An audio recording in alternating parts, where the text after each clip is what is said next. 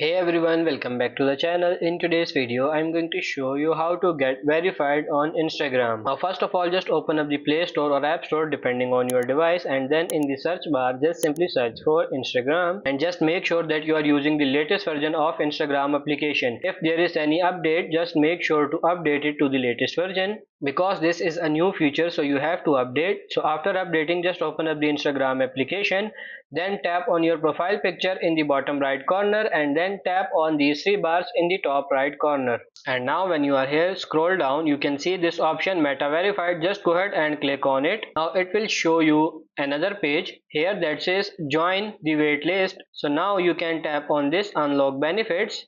Then you have to sign up. Tap on this sign up. Click on continue and you can see this, it's 750 per month for me. Then you have to enter your card and then you have to subscribe this, and then they will give you a blue check mark, and essentially that helps avoid impersonation with your active accounts. So that's essentially how you go ahead and get verified on Instagram. So that's pretty much it for this video. I hope this video was helpful. If it is, like it and subscribe to the channel. Thank you.